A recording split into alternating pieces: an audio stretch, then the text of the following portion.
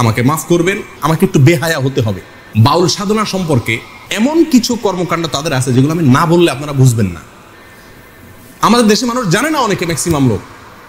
আমি ব্যক্তিগতভাবে লালনের আখড়া থেকে নিয়ে ফকিরদের বিভিন্ন আখড়া ঘুরে ঘুরে দেখেছি।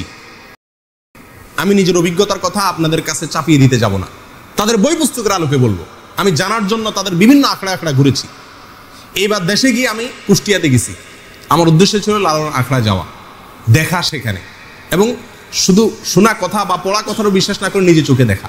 তাদের আখড়া যদি কেউ যেয়ে থাকেন, ফকিরদের তারা তথাকথিত জিকির করে যেগুলাতে, এগুলোতে আপনারা দেখবেন পুরুষের সাথে একজন নারী লাগে, অন্ধকার হইতে হয়, এবং গাঁজা তো প্রয়োজনই হয়, এবং বাকি কি কাজগুলো হয় সেগুলো বই থেকে শুনেন, আমার অভিজ্ঞতা থেকে না শুনে। দেখুন, বাউল ধর্মে পরকীয়া প্রেম জায়েজ আছে।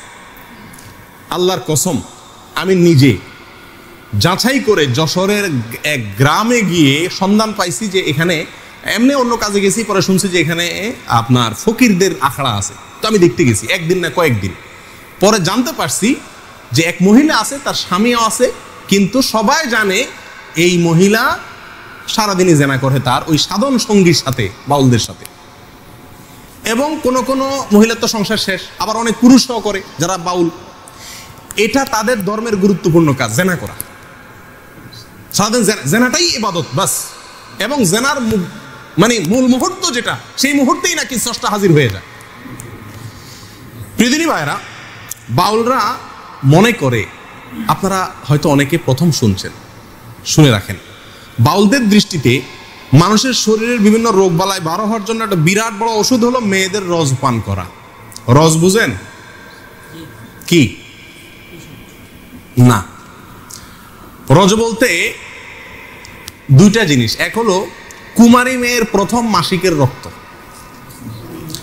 আরেকটা হলো পুরুষদের যেরকম উত্তেজনার কারণে বীর্য বের হয়, মেয়েদের যে পদার্থটা আসে এটাকে রজ বলে।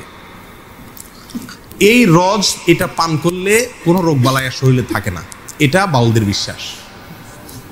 আরো শুনবেন, তারা বলে রোগ থেকে মুক্ত হওয়ার জন্য, বিভিন্ন রোগ থেকে, বড় বালা মুসিবত, অসুখ বিসুখ থেকে ভালো হওয়ার জন্য নিজের মুখ এবং মেয়েদের স্তনের দুধ পান করলে রোগ ভালো হয়। আরো শুনবেন, তারা বলে সমস্ত রোগ থেকে সর্বরোগের ঔষধ একসাথে যদি পাইতে চান তাহলে কি করতে হবে? মল, মূত্র, রজ এবং বীর্য, মল, মূত্র, রজ এবং বীর্য, এগুলো সবগুলা মিক্স করে একটা ঔষধ বানায় তারা, নাম হলো প্রেম ভাজা। ওষুধের নাম কি? প্রেম ভাজা। এটা খাইলে আর কোনো রোগ থাকে না। প্রিয়দিনী ভাইরা, আপনারা অনেকে হয়তো বলবেন যে এগুলা গল্প আর কি।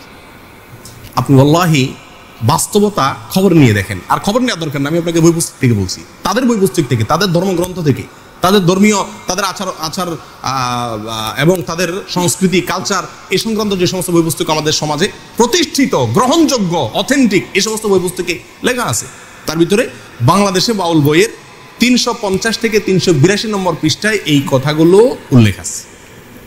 কথা বুঝে আসছে ভাই?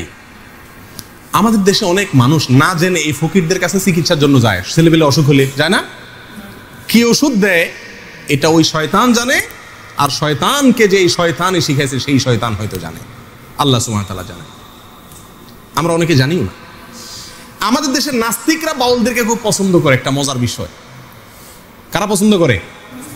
নাস্তিকরা কোনো ধর্মকে পছন্দ করে না, কিন্তু বাউলদেরকে খুব পছন্দ করে। ডক্টর আহমদ শরীফ নাস্তিকদের গুরু, বাউলদের নিয়ে বই লিখছেন এবং বিরাট বিশ্লেষণ করেছেন, তাদের ঐতিহ্য তুলে ধরেছেন। শুধু তাই নয়, বাংলাদেশের যারা নাস্তিক, সেকুলার, এরা সবসময় বাউলদেরকে প্রমোট করে।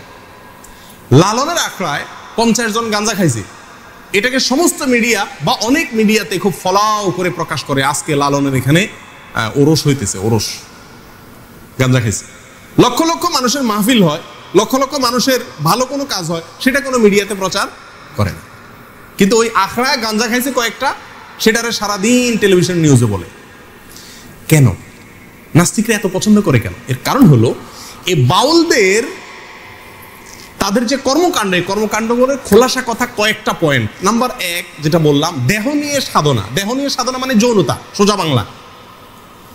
নাম্বার 2, আপনার যত নোংরা, বিষ্ঠা, নাপাক পৃথিবীর কোন ধর্মের মানুষরা যেগুলোকে পাক মনে করে না, হালাল মনে করে না, এই সমস্ত জিনিসগুলোকেও তারা শুধু হালাল আর পাকই না, এগুলা বিরাট ঔষধ মনে করে।